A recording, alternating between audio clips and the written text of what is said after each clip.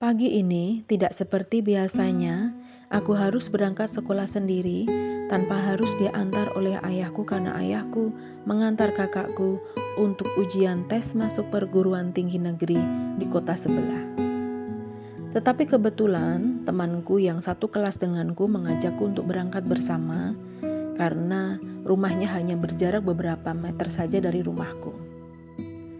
Sebelum berangkat, ibu mengajakku untuk doa bersama terlebih dahulu, memohon kepada Tuhan supaya kami sekeluarga dihindarkan dari segala jenis mara bahaya apapun.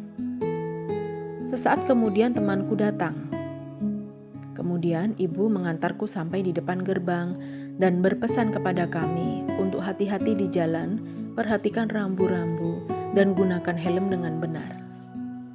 Dan kemudian ibuku juga berpesan kepadaku, sepulang sekolah, tidak mampir kemana-mana, tetapi harus langsung pulang. Dan aku menjawabnya, iya Bu. Di dalam perjalanan, temanku berkata, ibumu sepertinya kolot ya. Dan aku menjawab dengan tersenyum, aku tidak masalah, karena itu untuk kebaikanku. Dan temanku tersenyum mengejekku, tetapi aku tidak peduli. Sesampai di sekolah, pelajaran dimulai dan istirahat pertama pun berbunyi. Kami semua ngobrol semua di kantin. Setelah bel masuk, ada pengumuman dari kepala sekolah bahwa jam 10 nanti anak-anak dipulangkan karena bapak ibu guru harus mengikuti rapat mendadak dari dinas. Tentu kami semua bergembira. Tidak ada anak sekolah yang tidak bergembira apabila pulang sekolah lebih awal. Dan temanku bersama-sama merencanakan untuk bermain bersama sepulang sekolah. Karena pulang lebih awal. Dan mereka mengajakku. Tetapi aku dengan tegas menolaknya. Karena aku sudah berjanji dengan ibuku untuk langsung pulang. Tetapi sisi hatiku yang sebelah mengatakan bahwa ikut saja dengan temanmu. Tetapi aku seperti mendengar suara Tuhan, bahwa Tuhan mengatakan bahwa aku harus langsung pulang. Pada akhirnya aku pulang dengan naik angkutan umum. Setelah sampai di rumah, ibu heran kenapa aku sudah pulang. Dan aku berkata, hari ini bapak dan ibu guru ada rapat mendadak dari dinas Bu, jadi anak-anak dipulangkan. Dan ibu menjawab, oh iya, terima kasih ya, kamu pulang sekolah dengan tepat dan kamu tidak mampir kemanapun walaupun ini pulang lebih awal. Dan aku berkata, iya Bu, karena aku sudah berjanji kepada ibu dan kepada Tuhan untuk aku harus langsung pulang dan aku harus selalu mendengarkan kata orang tua. Setelah lepas jam 12 siang,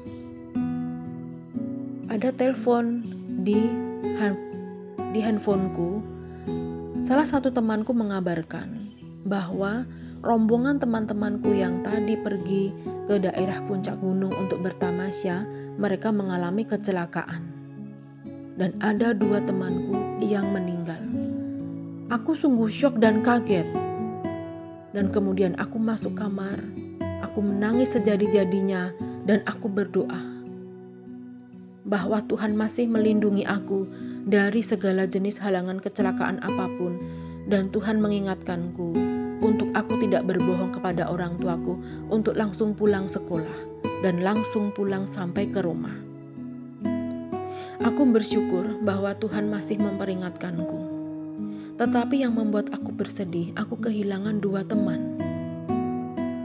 Dan salah satu korban yang selamat tetapi mengalami luka adalah temanku yang tadi pagi berangkat bersamaku dan kebetulan rumahnya dekat denganku.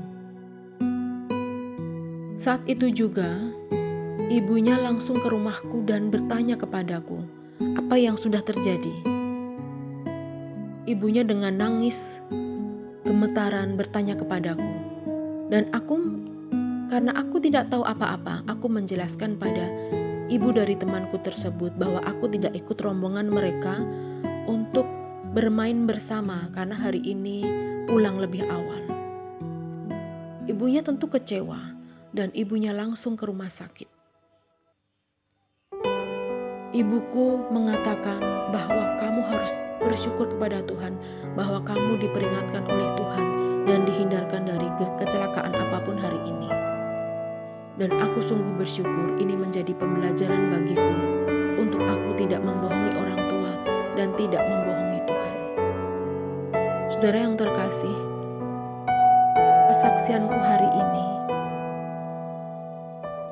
kiranya menjadi berkat bagi semua. Dan kita harus senantiasa dengar-dengaran akan Tuhan. Suara Tuhan senantiasa kita dengar apapun yang Tuhan perintahkan kepada kita. Jangan kita langgar, bahwa itu untuk keselamatan kita.